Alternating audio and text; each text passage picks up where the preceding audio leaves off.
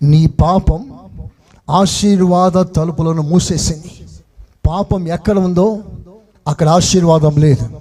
పాపం ఎక్కడ తిష్ట వేసుకొని కూర్చుంటుందో అక్కడ దైవ సన్నిధి లేదు. ఎక్కడ దేవుని సన్నిధి లేదో అక్కడ దీవెన లేదు. చాలా మంది ఎలా అడ్జస్ట్ అయిపోతున్నారంటే, ఆత్మ సంబంధమైన దీవెన లేకపోయినా పర్వాలేదు, కానీ ఈ లోకంలో బ్రతకటానికి ఎంతో కాస్త ఉంటే చాలులే అని అవి లేకపోయినా వీటితో అడ్జస్ట్ అయి సాగిపోతున్నారు. ఎంతకాలమయ్యా ఈ దీవెనలో? ఎంతకాలం నీ డబ్బు? ఎంతకాలం నీ మేడల మెద్దలు మాస్తి పాస్తులు? ఇవన్నీ ఒకరోజు పోతాయి.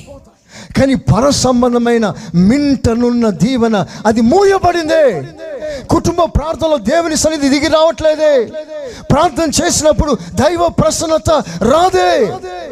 ఎందుకో తెలుసా? నీ కుటుంబం మీద ఆ ఆత్మ సంబంధమైన పరలోకపు తలుపులు మూయబడింది. ఎగుమతి దిగుమతి లేదు. ఎక్కుచు దిగుచున్న దేవదూతల పరిచర్య ఇళ్లలో లేదు. కారణం అది తలుపు మూయబడింది. ఒకసారి ఆలోచించాయి. ఆ పాపానికి నివారణ కలిగినంత వరకు, ఆ పాపం నుండి నువ్వు విడుదల పొందినంత వరకు, ఆ పాప క్షమాపణ పొందినంత వరకు యేసయ్య సన్నిధిని ఇంటికి రాదు. సన్నిధి రాకపోతే ఆశీర్వాదం రాదు. లోకంలో బాగానే ఉండవచ్చు, ఆరోగ్యం కూడా బాగానే ఉండవచ్చు, కానీ ఆత్మీయంగా నువ్వు ఎదగలేవు. రేపు ప్రభు వస్తే ఆయన ముందు నిలబడలే. అది మనకి శాశ్వత రాజ్యం. ఇది 60-70 ఏళ్ళ తాత్కాలిక జీవితం, వెరీ టెంపరీ లైఫ్. అది యుగ యుగాలు. ఇది 60-70. దీని కొరకు దాన్ని ఎందుకు పోగొట్టుకుంటా? అల్పకాల పాప భోగం అనుభవించడం కంటే శాశ్వతమైన దేవుని రాజ్యాన్ని మనసులో పెట్టుకొని దీన్ని వదిలిపెట్టు. పాప ఫలితం శాపం.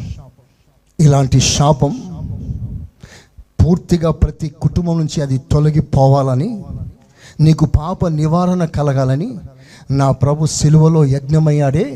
ఆ యజ్ఞంలో, ఆ బలిలో నీవు చేరగలిగితే, ఆ బలి కార్యాన్ని నువ్వు అంగీకరించగలిగితే, అక్కడ కారిన రక్తం చేత నీ పాపములకు ఒక ప్రాయశ్చిత్తం కలిగించుకోగలిగితే నీ ఇంట ఇక మీదట శాపం ఉండదు.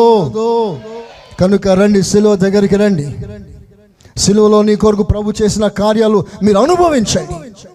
అది మీ కొరకు, మీ పిల్లల కొరకు, నా కొరకు, మన పిల్లల కొరకు.